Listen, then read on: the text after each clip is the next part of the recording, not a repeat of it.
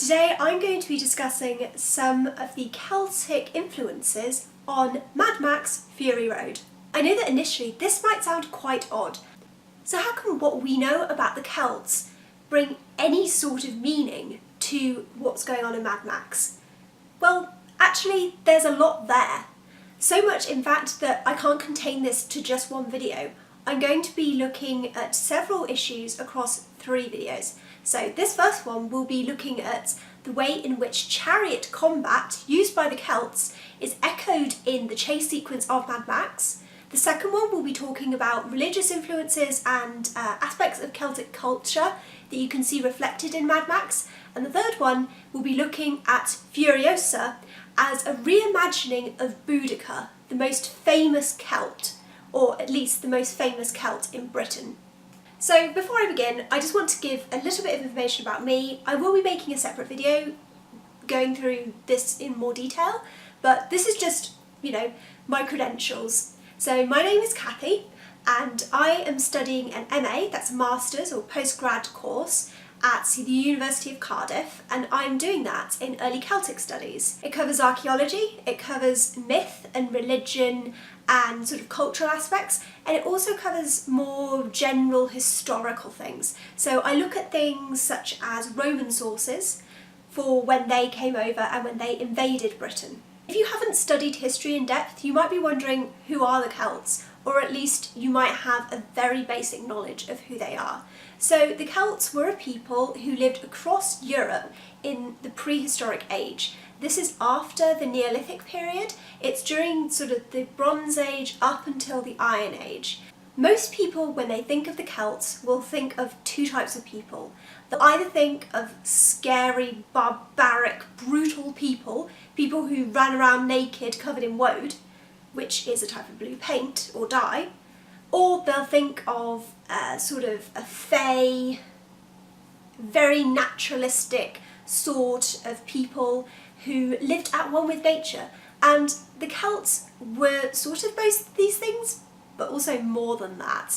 I'm also aware that the term Celt can be somewhat controversial, but just for sake of ease and for the sake of the fact that they shared a somewhat similar common culture, I'm going to be keeping it. When I refer to Celts in this context, I'm referring to the insular Celts. So these were people who lived in Britain before the Roman invasion. So I don't want to get too bogged down in historical detail at the moment for the general Celts, because I will make a video on that. Here is how chariot warfare used by the Celts can be seen in Mad Max Fury Road.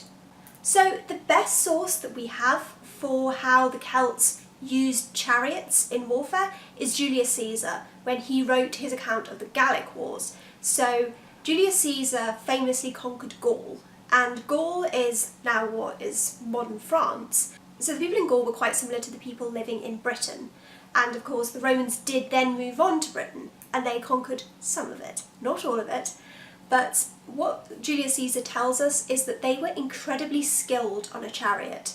They would ride in, they would have generally, it seems, 2 people who would ride on it, a driver and someone with a spear or someone with a sword and usually a shield of some sort, and initially they would run around the enemy and attack them with these weapons. So you might have seen lots of depictions of Celtic people with bows.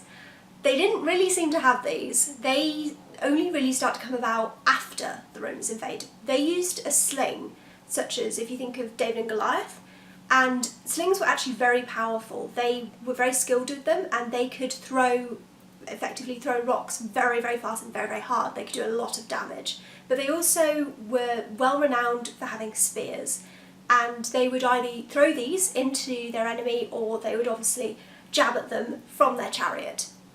And what they would do is they would go in and sort of do this, and once perhaps they run out of spears or they just wanted to get stuck into the action a bit more, they would jump off the chariot and then fight with a sword and a shield, and then their driver would go off. They would congregate on the edge of the battle and they would watch to make sure that their warrior was doing alright, and if they seemed to be having trouble they would ride in and pick them up, essentially. In Mad Max Fury Road, we can see a similar thing happening. They ride in and have one or perhaps more war boys, depending how big the vehicle is. And they can be seen either directly attacking the enemy or literally boarding the enemy. There's an amazing shot where you can see some of the polecats, as they're called, riding on these movable poles, and you have sort of a souped up spear which seems to have some sort of explosive on it, and they throw these or they jump directly onto the rig, which you can see happening in Celtic warfare. However, in Mad Max it seems to be that the most important person in the chariot or the vehicle is the driver. So you can see Immortan Joe, you can see Nux driving, and they are very much, they are literally driving the action forward. They are the most important person in the vehicle to have the honour of driving it. However, in Celtic culture, the driver wouldn't have been able to really fight in combat, mainly because it would have been very difficult to control two horses whilst being able to throw a spear or use a sling or even just use a sword. Whereas in Mad Max, they of course have guns, which would make the whole enterprise a little bit easier. Another aspect that we see in Celtic culture, which I will talk about a bit more in the next video because it's very much linked with religion, is the use of heads. So you can see things like the vehicles being decorated in skulls, and you see lots of skull imagery, and I will get on to this, as I say, in the next video about all the different heads that are there and how this is related to Celtic culture. But this does link directly with how the Celts brought trophies back from warfare. So they would either behead their enemy, perhaps during combat to kill them, or to be honest, that would have been quite difficult to do usually, so they would have done it perhaps after they were dead. And the reason that they would do this is they would use the heads to either adorn the necks of their horses, perhaps riding into another battle. They might have carried them with them, so they might have tied them onto their belts, but they also would display them at their home. So they would display them either outside the gates or the perimeter of their hill fort, or they would have put them outside their roundhouse. They might have even taken them in and perhaps embalmed them so that they could bring them out and brag about them when they had perhaps someone over that they wanted to impress. The Celts were well known for feasting, and they were very, very proud people. And it was very usual for them to brag about who they had killed and what a brave warrior they were. Someone was there at a feast and someone else said to them, "I'm an amazing warrior, I've killed this many men," and so on and so forth. They would very much want to one-up them, so it would have been a great party piece as such to bring out ahead of one of their enemies. So this was very much a tool to intimidate, also to brag. And we can see in Mad Max that there's a similar honour to killing, there's a similar honour in warfare, so that's very much reflected. Final aspect I want to discuss is perhaps one of the seemingly most modern or unique concepts within Mad Max. That is the fact that when they ride out with a rock band. So they've clearly got a long line of drummers there playing on this vehicle, but also, a guy playing an electric guitar that's also a flamethrower. So obviously the Celts didn't quite have this, but when they went out to battle, they very much brought the entire village. They would have sat perhaps in wagons at the side of the battlefield or wherever they were fighting. They would have brought their spouses because both men and women were warriors in Celtic culture. They would have been cheering them on and intimidating the enemy. They would have been like a group of angry football fans, perhaps. And this would have not only intimidated the enemy, because by all means they seem to have been pretty terrifying when they wanted to be, but it also would have given encouragement to their warriors, because this was very much a society where you didn't lose battles.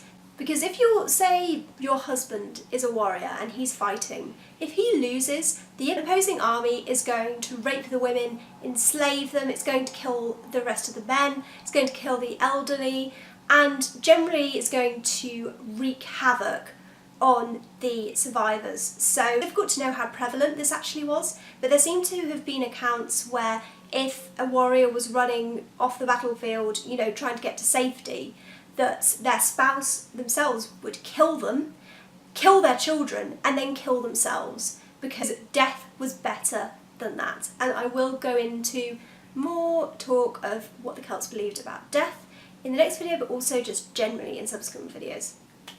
So that is how chariot warfare can be seen reflected in Mad Max. Now this isn't to say that when this film was written that there was any conscious effort to reflect the culture of the Celts or the history of the Celts. This is more seeing aspects of Celtic motif in modern culture. So the video is very much sort of looking at historically how the Celts fought, but there are a lot of things within Celtic mythology itself that are very prevalent in pop culture today, but also just generally there beneath our stories. Let me know if you found this interesting, what your thoughts are on this. I will be making another video probably next week. I'll try to do it a little bit sooner, but we'll just have to see how I go because I have a lot of reading to do for my masters. And this series will very much bring in what I learn, and I might even come back and revisit this. I might find out more things and, you know, perhaps in 6 months' time I'll do a complete takedown of this and, you know, go through all the things that I got wrong. Please let me know if you liked it or if there's something else that you would like to see after Mad Max. A few ideas for other programmes and other films to look at, and obviously there's loads of books. But I think I'm generally going to be looking at films and TV programmes, so let me know if there's something you would like to know more about or if there's something you'd like me to analyse. So if you want to see my next 2 videos on Mad Max, which will be Celtic mythology and religion in Mad Max and Furiosa as a new imagining of Boudica, then please subscribe and I'll see you soon.